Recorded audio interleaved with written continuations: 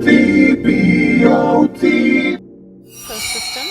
The moderator will be Bill Niemeyer. He and I were just chatting and saying we've been at this for many, many years, and this year is the most exciting yet. So he has a lot of people here to help reinforce that message. All right. Thank you. Yes, it is actually. I've been in this business 12 years, and I've conversation with other people. It seems like things are getting pretty fun and pretty interesting.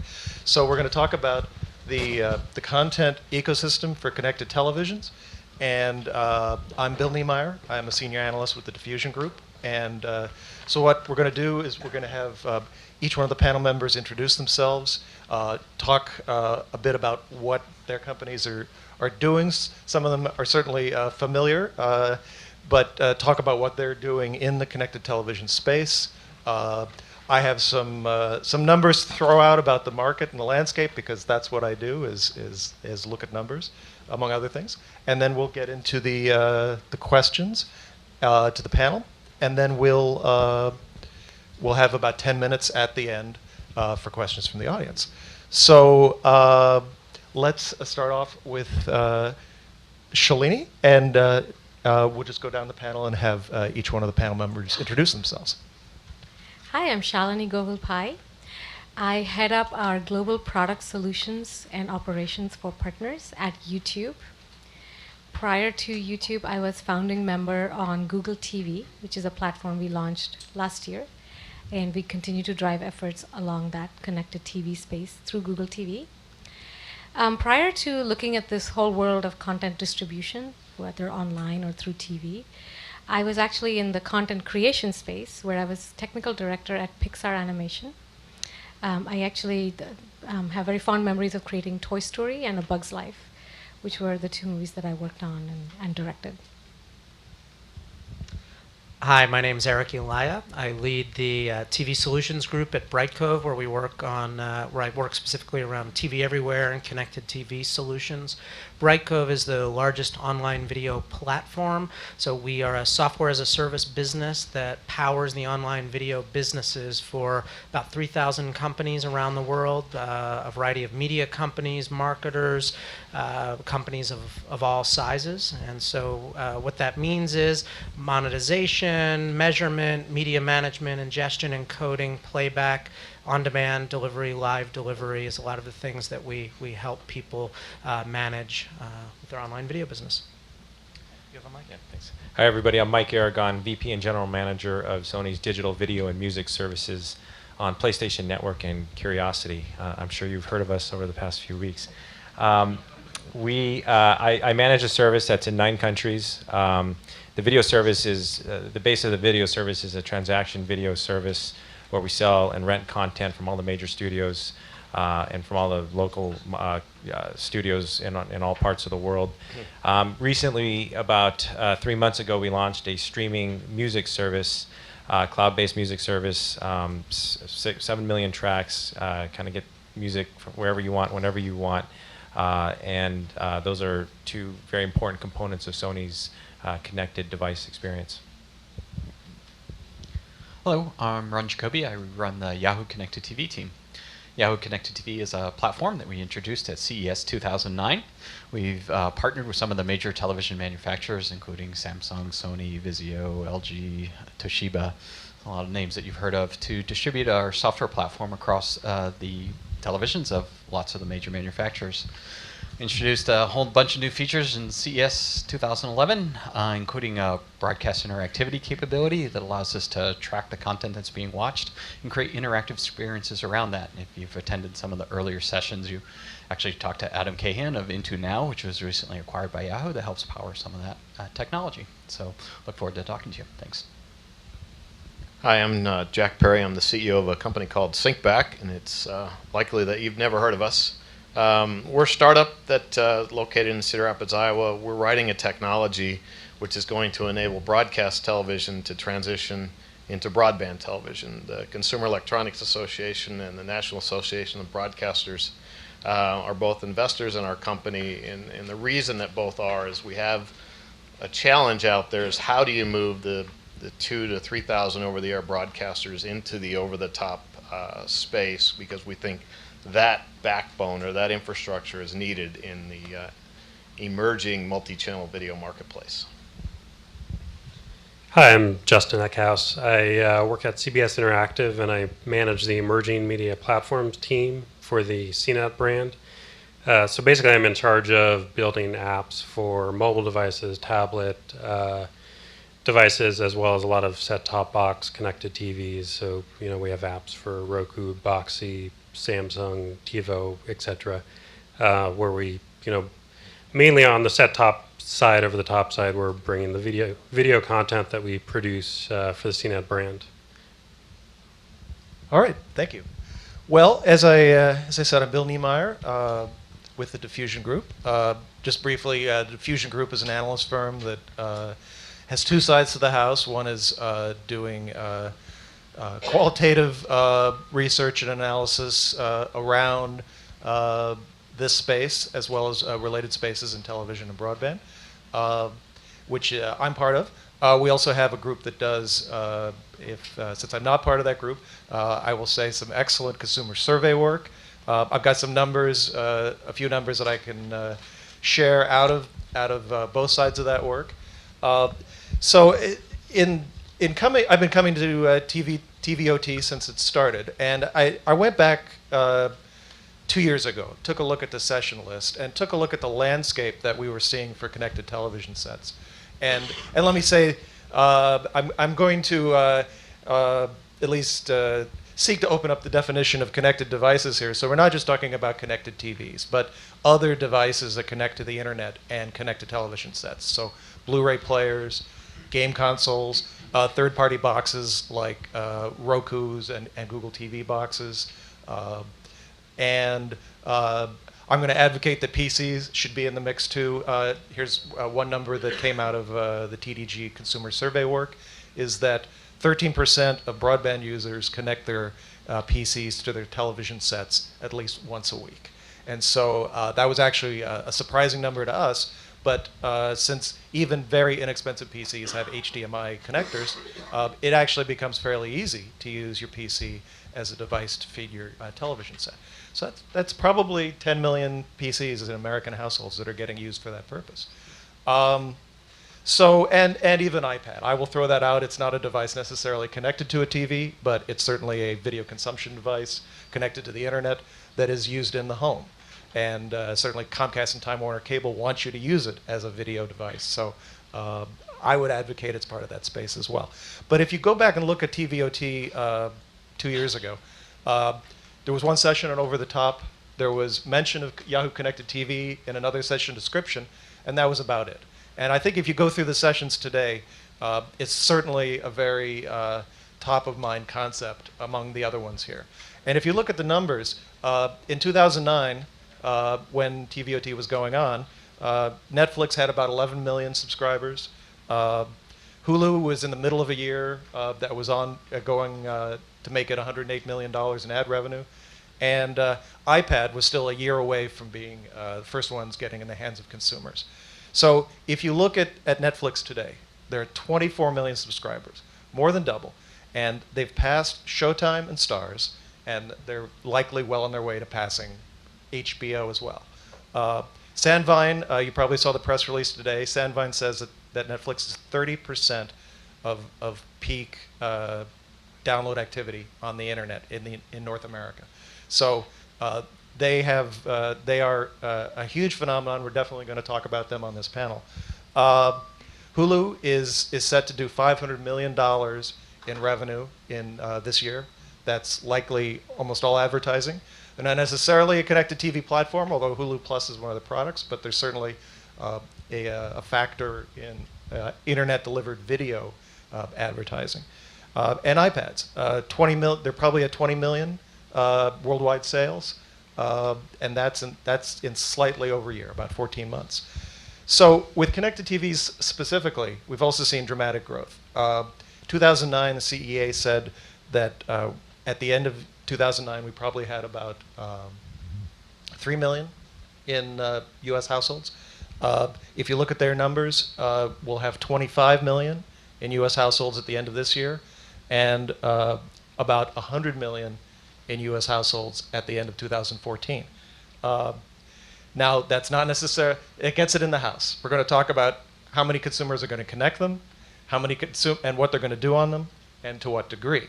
But that's an awful lot of devices that can drive this market forward. Start adding in Blu-ray players, game consoles, PCs, iPads. You could have 250 million devices in U.S. households that can consume high-quality premium video and show it either on a TV or another device. So there's a big market out there, but there's also friction points and challenges as well. So the first question I want to direct to Justin, because Justin, I looked at Justin's bio, and there was a list which I think if I started to read it, I might run out of breath, about platforms that he's had to deploy on. And so we've got a large footprint of devices that you can deploy on. But I'd like to get your perspective from CBS Interactive. It's a TV incumbent, but it's also, in a way, a new entrant because of your CNET resources. What does the deployment landscape look like to you, and how do you make decisions about what to deploy on? It's challenging. Yeah, I mean, we look at a couple different things. We look at, I think first and foremost, which devices are going to hit the most consumers now and in the future. Where's the opportunity? But we also look at sort of what platforms are going to be easy technologically to deploy on and to leverage, what the work we've done for one platform for another platform. For example, we've had Flash players on our site for, years and years. And when we went to develop apps, for example, for the Google TV platform or the Samsung TV platform, both of those, were able to support Flash. We were able to extend sort of the pretty significant infrastructure we had built for our site to work on those platforms as well. So the answer there is kind of anywhere there's sort of standards that we can, use on multiple platforms. We definitely migrate that way.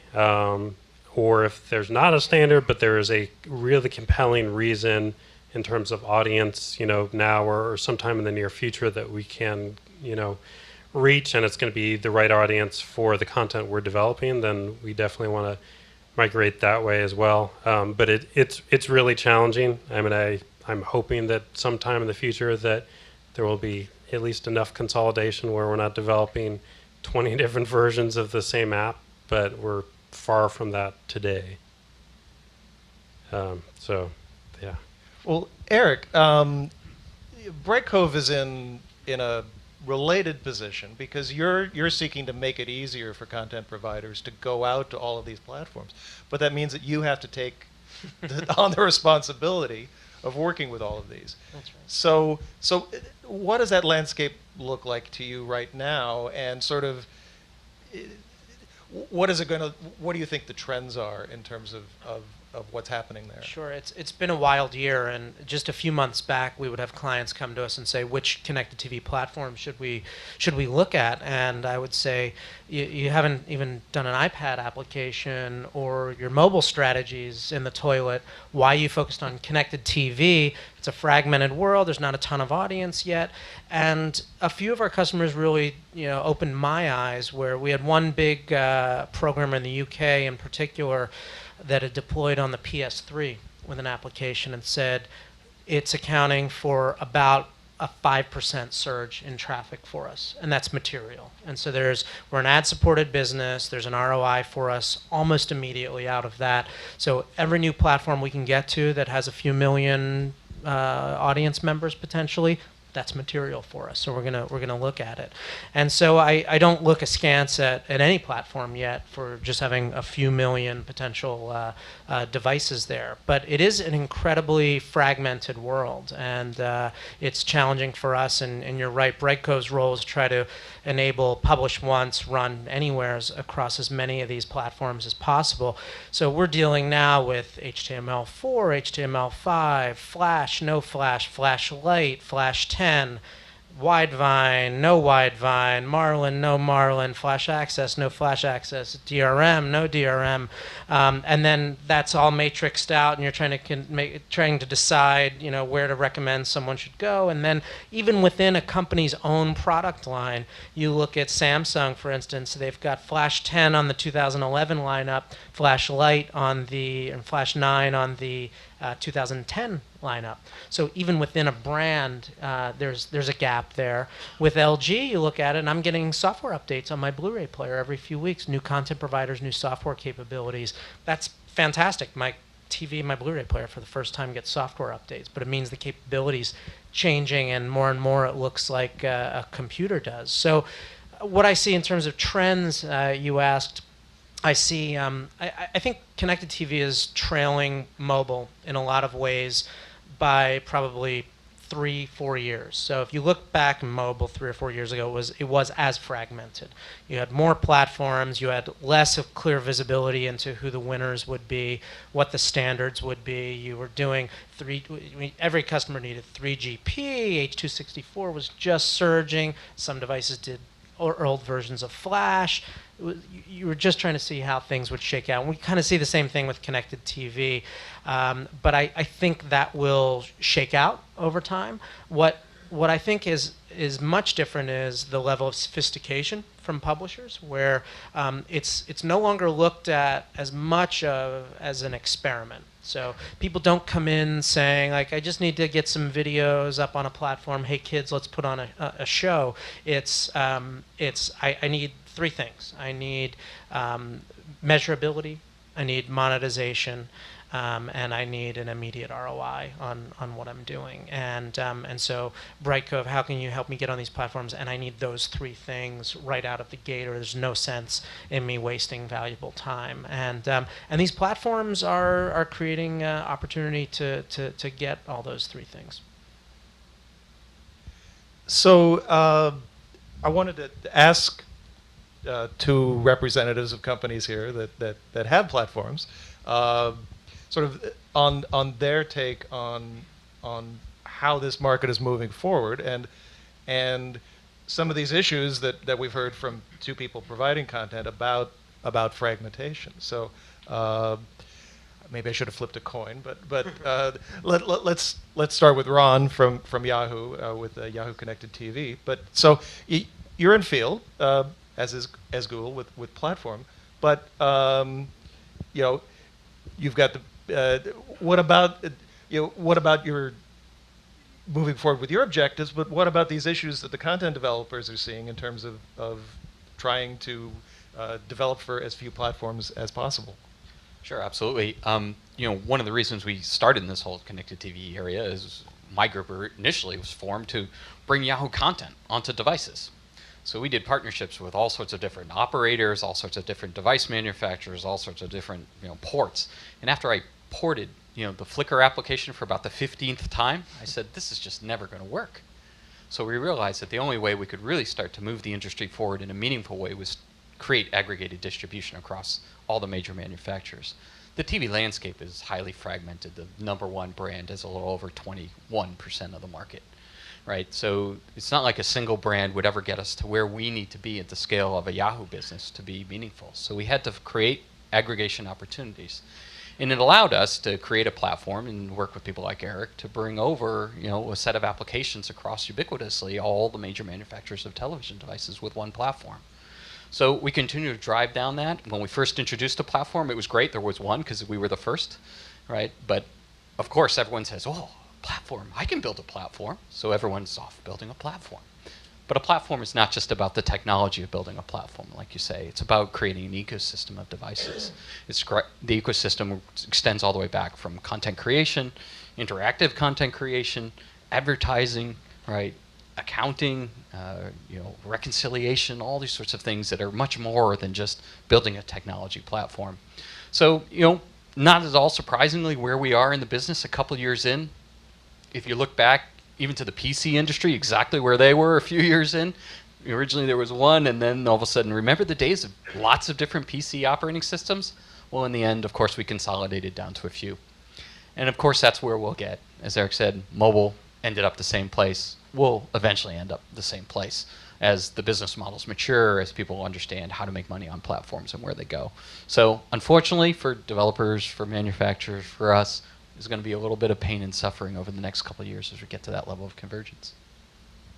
And Shalini, you represent a company that has their own platform offering to the marketplace, Google TV, and you're also the biggest online video provider. So what does the world look like from your position?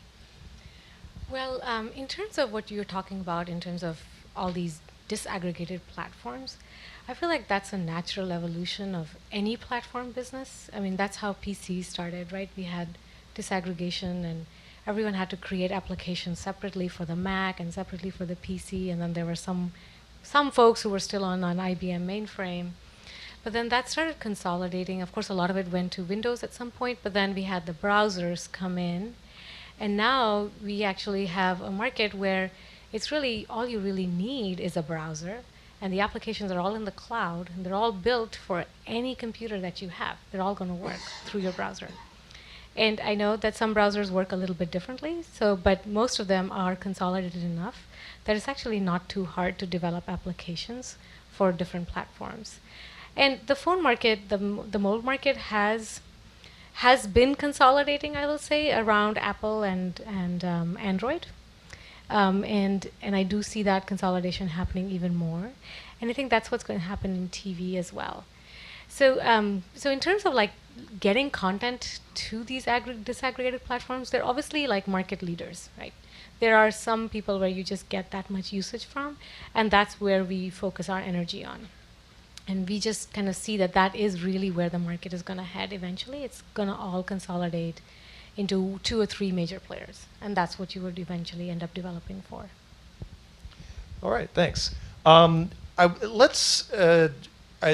definitely want to talk about technology because this impacts the development of this market. But also I want to talk about what people are going to do on these devices and what kind of content they're going to experience. So I wanted to have Jack talk a bit about what his company is doing. I think if you look at the broad sense of the 4 categories that people can use for these connected TV devices, it's the primary device use is watching TV. I mean, that's why people buy a TV, is to watch TV. The second one is new entrant video services, and Netflix has been the champion of that, the Trojan horse, if you will, of over the top. It's effectively table stakes if you're a connected TV device. But there are other new entrants that for a robust market, you need to have other people in the market. There's also, I would call a third category, sort of not apps on TV that aren't necessarily related to TV, say like Facebook or Twitter. Those are pretty popular apps on a lot of devices. But there's also enhancing television viewing. And so Jack's company is involved with working with local broadcasters and using these connected TV technologies to do some sort of interesting things around television. So could you tell us a bit more about that, your use case, what you're doing with television, just sort of the space that you revolve around? Because there's technology issues there, there's content issues, there's certainly contractual issues around this whole space of connected TV. Yeah, so as I look across the room here, I think many of us will remember that cable television started out as community access TV. And one person put up a big antenna and then essentially shared a great picture with everyone else, and that's obviously the roots of cable. I had the privilege of writing the technology. I say privilege because it took 4 years to get everyone to agree on it, but I wrote the technology that sits between Dish Network and DirecTV and all of the local affiliates and each of the major networks back in the day. I wrote that in 1999, and the landscape back then was there was about 4 million DBS households, and within a few years of deploying that technology and having the legislation enacted to enable what became known as local into local, satellite very quickly went from 4 million to, what is it today, maybe 28 million. So I guess what I'm saying is each time there has been a platform shift, that shift has been driven by broadcast television. We all know the internet's global. We also know or realize that broadcasting for the most part is local. Rights are local, advertising is local. And when you think about, well, there are 65 million cable households and there's 28 to 30 million satellite households. One of the numbers that's bantered about is there's only 10% of the households out there getting over-the-air TV. Well, the reality is 100% or nearly 100% of the households out there get broadcast TV. They just choose not to hook up to it. So when I looked at this landscape of, all right, so we have another platform shift happening, I thought, all right, 100% of the households, there are signals out there.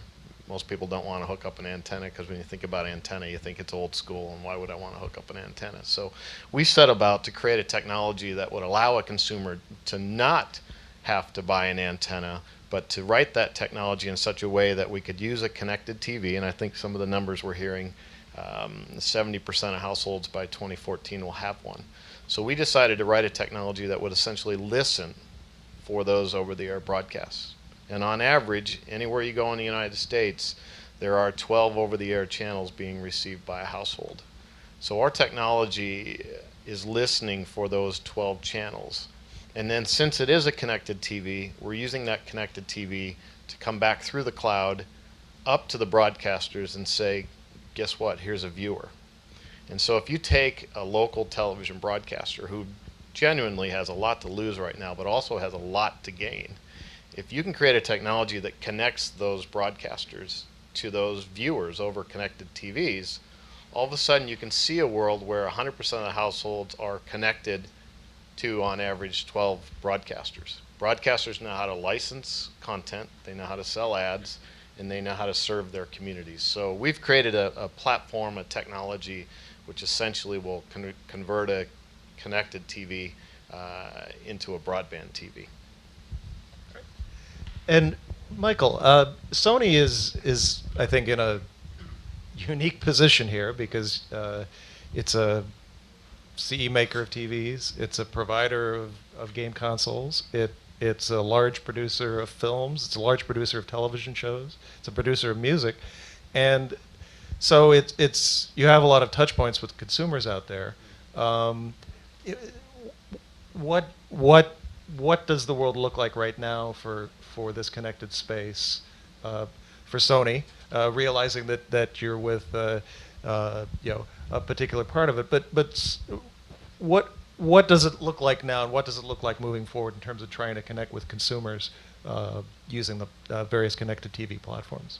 Well, there's been a lot of news lately about partners like Netflix going out and paying $100 million for original content. One of the advantages that Sony has is we have a very good television and movie studio to help us with that. And so one of the big initiatives for us is to finally take the assets that we have on the entertainment side and combining it with our newly found distribution platform on PlayStation and Curiosity. And so, I think it's an advantage for Sony because if you look at the Netflix example of bidding, $100 million for House of Cards, they had to go out in the open market and bid against the Showtimes and the HBOs of the world for that. Sony has relationships with a lot of A-plus talent, and we don't have to go pay a premium for that content because we have it in-house. And so part of the strategy is to make sure that we integrate the content creation capabilities that we have at Sony with our distribution platform, and you're going to start to see results from that this year because we're working on those initiatives. So that sort of answers your question about how do we finally tie in the fact that we have a music label and a movie studio with all these other assets, because I think that's one of the challenges for Sony. We haven't articulated that strategy yet, but you are starting to see that as we've gotten our act together with Sony Network Entertainment, that we are working in close partnership with the studio and the labels to deliver this content. So I do want to revisit one thing about technology because, say, looking at the space, and this was reflected in some of our pre-panel conversations, which we probably should record and play back for everyone. One of these days I'm going to do that. we're talking about this trend of native app platforms, as it's called, where say Samsung Smart Hub is an example, and where the CE makers are producing their own app platforms. And Eric, I think, alluded to this, that you're seeing them coming in with their own app platforms. But I wanted the panel to expand on that, because I think it seems like it's kind of clear that at least for a while we're going to be seeing more fragmentation than less fragmentation as the CE makers move forward with these native app platforms. So I don't know, Eric, if you want to dive in on that first, but anyone else on the panel, love to hear your thoughts on this. Sure. It's I think we're going to see a lot more fragmentation, not just within the incumbents being OTT add-on boxes, OTT over the top like Roku, Apple TV, Google TV boxes, Boxy boxes, or consumer electronics companies, but we're going to see new entrants coming to the market. We've heard about companies out of Korea and Taiwan that are going to be flooding the market with $50 add-on boxes that run Android, but not Flash. All right, and so that makes things more complex. But you could potentially get apps on your TV at a very small price in a very open kind of way. Because to deal with all those other companies that I mentioned right now, every one of them requires some amount of business development, some deals, some testing that then has to happen to get onto those platforms. Oh, sorry. I thought it was feedback from the microphone talking back to me. I'm singing very softly. And so even within the companies themselves coming out with, let's call them proprietary platforms, they're semi-proprietary, so they have SDKs, but most of them run H.264 videos, some flavor of HTML, some of them run Flash. So it's a matter of picking the right technologies that are going to work for your business, and some of them require certain DRM systems or not. What I think will be nice is when you get some commonality across a wide variety of platforms, and it looks like Flash might be that on a wide variety of platforms. We're seeing no. Okay, I'm going to hand this over to you next. We're seeing on quite a few platforms support for Flash 10, Adobe Air, and Flash Access coming, which gets you on a few different platforms. At the same time, we're seeing a movement in the other direction to HTML5, H.264, and that sort of world. And the third camp you're seeing is proprietary apps done with an SDK for those platforms.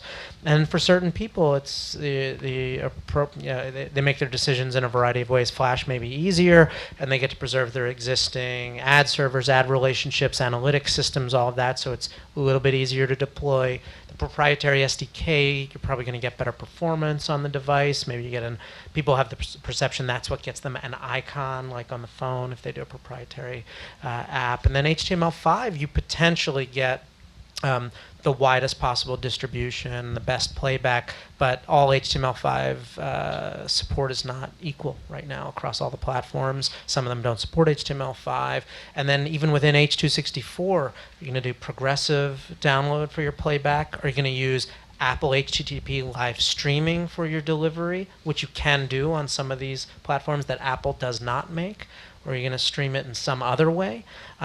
These are decisions that you have to make.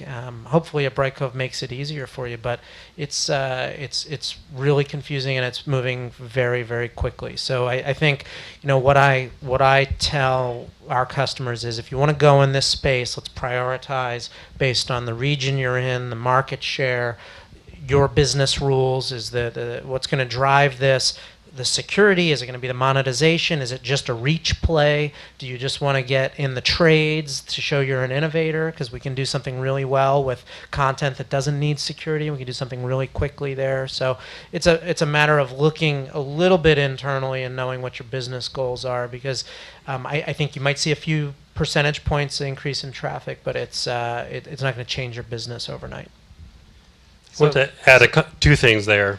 As we talk to manufacturers, like TV manufacturers, there's sort of an inherent tension between us as the developers and them, where they're they come to a point where most TVs are the same, and they're trying to differentiate on ad platform or on app platform. Sorry, and they're all looking at what Apple has done and built this sort of closed ecosystem. And I think you've seen Samsung do this, where they've tried to sort of get away from standard-based platforms to some extent to create this exclusive app ecosystem to differentiate them between Panasonic or Sony or any other platform. So, that it's just one of the new ways that they're trying to differentiate, which is maybe good for them, but certainly bad for, I would say, consumers and for developers in the long term. And then I also wanted to add something on, the users. I definitely agree. It's small right now, but it's a pretty interesting set of users who are connected at this point. If you look at them, and we've been doing all sorts of brand studies recently. They're really the sort of tech influencer crowd where, maybe we're only going to increase our traffic 2% directly, but those people, those early adopters, are then going to go tell 10 friends, hey, I just saw this great CNET content on my TV. You should go check it out on a site, or you should go and buy a $60 Roku box. And suddenly, our audience grows online as a result of this set-top box content that was only reaching a small percentage of users. So Shalini, I saw both head nodding in agreement and disagreement.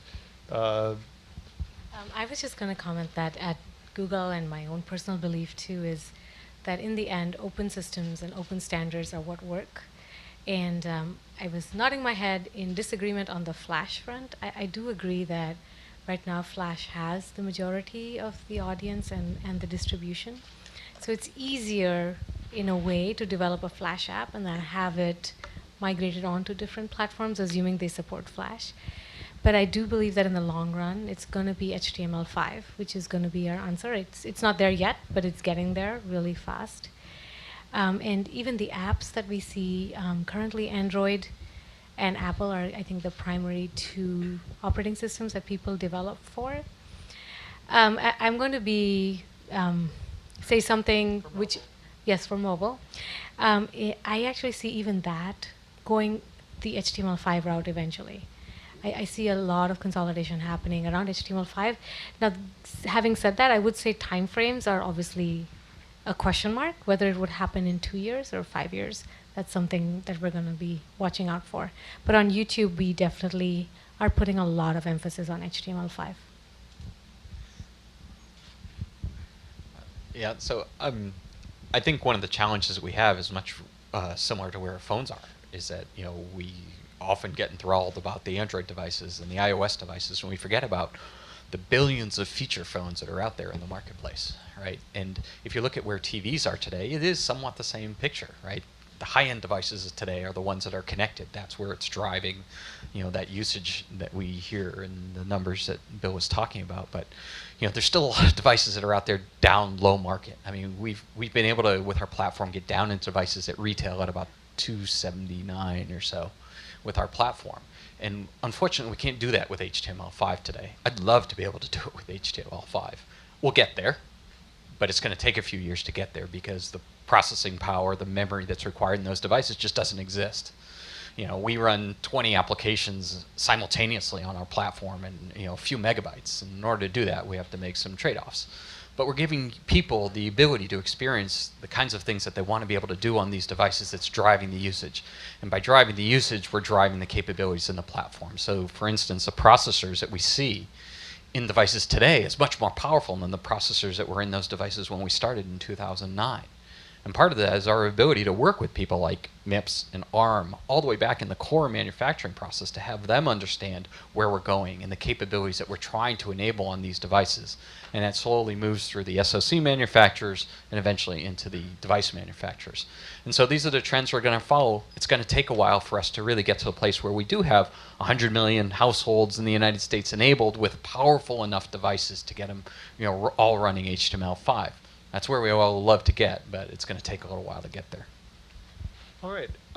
Now I'm gonna preview the wrap-up question for the panelists, just so you know it's coming, and it'll be sort of like the lightning round. And what it's going to be is I'm going to ask each of you to tell us what you think the the industry needs to help it move forward and produce a robust environment for incumbent and non-incumbent content providers and just other service providers to participate and get to consumers. So pending that lightning round, if you will, I want to talk a bit about, or have you talk a bit about the operators. So we've got 100 million households in the United States that are connected to either cable or satellite or telco IPTV, and in some respects they've gone after connected devices. So certainly with iPad, we've seen Comcast and Time Warner Cable go after deploying those devices to the extent that it's caused legal troubles with the network. So that's pretty aggressive. So these connected devices offer the prospect of doing a lot of the interactive and enhanced television things that we have talked about at the show for years and just in this space for decades. What are the prospects for the operators and the networks making friends with these classes of devices and beginning to launch things that enhance cable and broadcast television? Is there one? Does anyone want to dive in on that? There's a prospect. I was surprised when I installed my Google TV and saw HBO Go on there, and I thought how odd that was that I had all this HBO content on VOD, but I could watch it via an app on this device I paid to add on, but I already had access to that content. I was wondering why HBO would have done that. And I kind of call it like round trip TV. Like it starts on the TV, comes back around via IP, and you can get it on the same device just through a different means. And then I think back to kind of why we started Brightcove in the beginning and kind of how the world has evolved. And the things people tend to demand are, and why I think IP and internet discoverable content has become so tremendous, the power of YouTube, beside the user-generated aspect of it, but it's choice, it's control, it's a social element to it. It's why I find myself going to the Hulu Plus app rather than the DVR in some ways. Efficiency and kind of context, recommendations, these things are really interesting. And I think that might drive, and it's probably there's probably a little bit of an experiment from Comcast and Time Warner in seeing about these applications and also trying to be a first mover and show how innovative they are. But there's also an element to add a lot of value, and they see kind of like providing that choice and control to the end user wherever they want to watch the content is really meaningful. So I think there is a chance of détente. It probably comes from the programmers first, particularly the ones that are stronger and have more leverage, like in HBO. But it would not be strange after you see an Xfinity app or a Time Warner app on an iPad to see it on a Google TV box, that sort of thing. Particularly with Google's approach with trying to kind of work with rather than kind of fully over the top. Like Apple or something like that, but it'll be interesting to see. The biggest impediment we've seen in our consumer research really is around authentication. The people in this room, we all get it.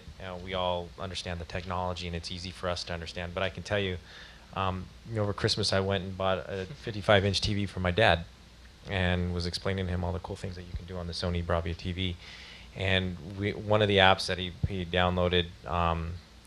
We were talking about some of the potential prospects, but the aspect of getting cable TV and the whole authentication piece that we've seen with our consumers is very difficult for the average consumer to understand. They just don't get, wait, I got to get my cable bill, and then I get the content on this iPad. And there's not a real succinct way of communicating that benefit to consumers. What we found our customers want, especially on the PlayStation, is they want to be able to get HBO Go, and that's it. They don't want to have it via their cable channel. And I know that there's a lot of complications because these guys have very long-standing and lucrative relationships with the MVPDs. But what the Sony strategy is to start small. Start with MLB baseball and NHL, which we've done, to start with Hulu and Netflix, and to build off of that. because everybody's got to start somewhere. When HBO launched, they made a business for themselves with late night boxing, and ESPN started with bowling and rodeo. And so for us, it's about building the content that people want, and then hopefully over time, the premium cable channels will come around and realize that authentication is quite a difficult concept, and then you start licensing these one-off channels as they start to realize that the business model is much more lucrative when you can go to the masses than restricting yourselves to just the people who've subscribed via their cable channels. And I was going to say, just stepping back, what does an operator want, or what does a video aggregator like YouTube want? I think we all want the same thing, which is we want more users, and we want all these users to stay longer and watch more content, more applications, be more engaged with what we're offering to them. Because it's a really great user experience. If we're able to offer them something that keeps them hooked, that means we're delivering something of value to them. And in return, what we can get is revenue, whether it's in terms of advertising or whether it's in terms of subscriptions or a transactional-based model. And I think towards that, like if you think of what the cable operators did, when they started, it was like the 5-6 channels. But to grow their viewer base and to grow the stickiness, they started, more and more channels. Some of them were pretty niche, and some of them obviously attract large audiences. But the way that they were growing was growing the number of channels that they offered. With the internet, we can actually offer a shelf space of gazillions of channels effectively, right? Which there may be a channel for just one person in this whole world. But we can offer that on the internet. YouTube can offer that because we have that shelf space on the internet. And I think that eventually that's what operators are looking at too, is how do they grow their shelf space to offer more and more niche content as needed, and then for their more premium content, how do they enhance the experience so that their subscribers and their users are essentially more sticky, right? That they're not moving from one provider to the other, but they have reasons to stay on with this provider. And I think that's really what everyone's experimenting with right now. All right. I see Jack has a comment, and before you make the comment, I was apparently miscalculating how much time we have. So we have to be out of here, I believe, it's 6 minutes. So we'll have about 5 minutes for questions. Jack, I want to hear what you have to say, and then we'll go out to the audience for questions. Well, I have a 7-minute answer. So we'll reduce it real quickly. So what about the cord nevers? What about the people who have yet to add cable? What about the 20-somethings that are saying, look, hey, for the price of a click, I want content. I've been paying for whatever I want for the price of a click for years and years. So when we look at authentication, we think, all right, there is the authentication issue, which is, of course, that the operators have. It's important, being solved by companies other than mine. But what about authenticating that viewer to receive other types of content without requiring them to become a cable or satellite or telco IPTV customer? And I think that really it's going to come down to, can you authenticate that viewer? Can you establish what content they have the rights to, and can you deliver it to them? Obviously, we're focused on bringing over-the-air TV into that space, and I think we'll get it there. But one thing I'd say to the room, let's not forget about the cord nevers, because they're a growing group. Yeah, good point. So we have about 5 minutes for Q&A. We have a microphone here for the audience. Can you state your name, what company or affiliation you're with, and also please keep the question short. Joan Fitzgerald from ComScore. I have a question for Jack. How does your initiative relate to the OMVC project? So OMVC is would be a pure play mobile play. Authentication certainly could come in there, and there are alternative ways to do that, but this is a over-the-top play entirely, where essentially a local broadcaster uses their signal area footprint to deliver all kinds of content and channels, not over the air, because they're limited to 1939, which is your main channel, maybe a couple of subs, and then your mobile channel. This enables them to use just a small slice of the spectrum to authenticate the viewer and then deliver an unlimited number of sub-channels. So it really puts that local broadcaster in the multi-channel space by themselves. Questions? Come on, I this think is your, connected I think TV. your lightning round. Make your lightning Lightning round. round. Okay, we're going to do the lightning round. Oh, all right. Oh, name and affiliation.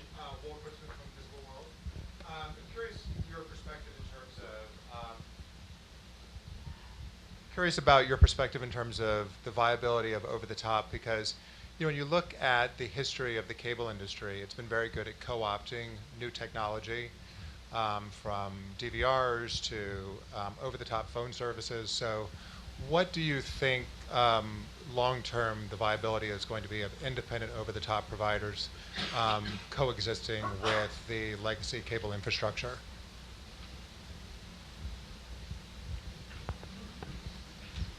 Well, I'll answer that. The answer is, I think the best analogy is what happened when cable came in. Broadcast used to be 3 broadcast networks and some independent stations. Cable came in, and although it took decades, cable took away market share from the incumbent provider. And the same thing's going to happen here, except it's entering a very different world.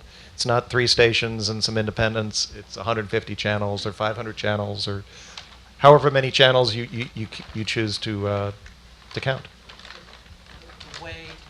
The way it may get co-opted is the cable providers, satellite providers who can do it. Their infrastructures are homogeneous enough where they can convert completely to IP and deliver in a way that people are delivering IP video services. And that means tearing up and modifying the entire infrastructure. Systems like a Cablevision that have all the same infrastructure, or a Cox probably have a better chance of doing that than those that have been built by acquisition. But that's one way that things could get co-opted, and you're starting to see that a bit. So I think Go for the lightning round, and then when it's over, if there are questions, you could meet the people out in the hall because the next room's waiting out there. So okay.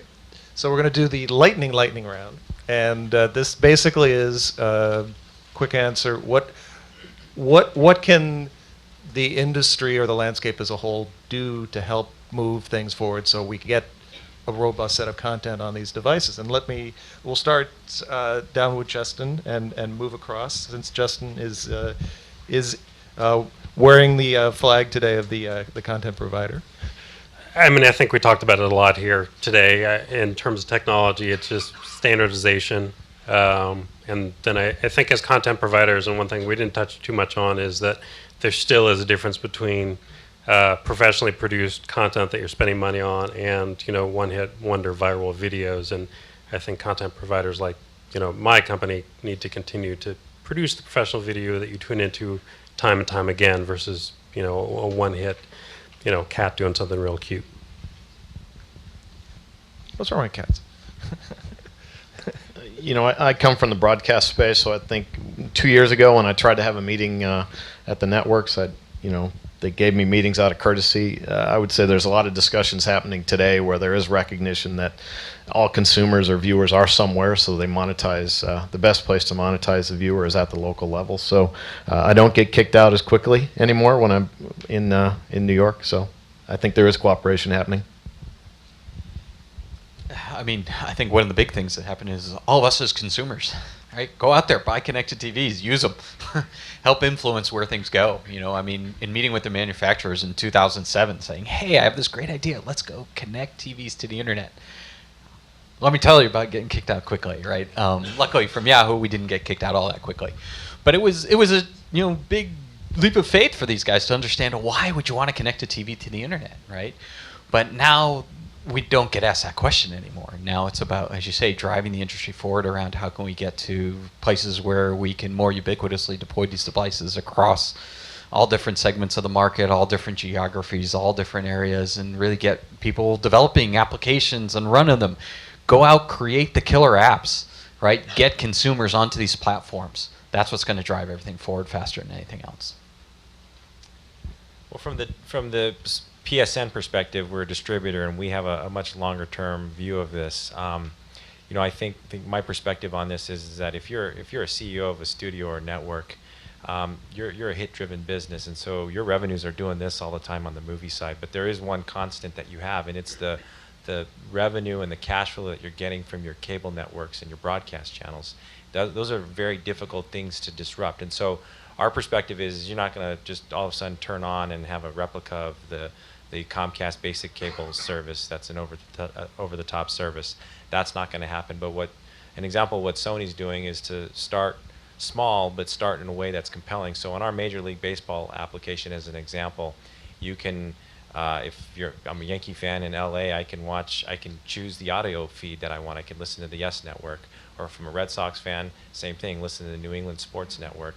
I can customize while I'm watching. I can have my fantasy feed tracking along the bottom of the game, showing me what my fantasy players are. So what we're doing is saying, look, we're not going to be able to replicate this big business that's been around for a long time, but we're going to start in a way that makes the experiences that we do have, like the sports channels, like the Netflix and the Hulus, and even the first-party services we run, different and better than what's out there today with the MVPDs. And you use that as the basis to grow your business. But for us, we really believe it's a long-term deal, because this isn't going to change overnight, just given the inherent and complicated economics that govern the business that we're all trying to get into. Here's a real specific thing. If you look in the history of media over the past 20 years, when new platforms have licensed the NFL or brought the NFL to their platform, it's tended to really create kind of a gelling effect around whether it was Fox or DirecTV. So Google, Apple, Yahoo, write the 9 or 10-digit check, get the NFL to come to your platform, and it will kind of break everything wide open. Yeah, along those lines, I would say the biggest thing to move this industry forward is going to be just simplification of all the licensing restrictions that are on content. We regularly license content on YouTube. There are so many restrictions in terms of where it can play back. It can play back on the PC. It cannot play back on a TV or a TV-like device. It cannot play back on mobile unless you add in certain other restrictions. It's a tangled web. And I think that until that gets simpler and people realize that they can make money no matter where that content actually comes to, I think till that point we are not going to see this actually move forward. Because technology is one thing, but consumers are really looking for content. All right. Well, thank you very much, panel. I know I've learned a lot. I hope the audience has too. So thank the panel, please. If you want to stay for the next session, keep your seat. Otherwise, others will come in and fill it. So.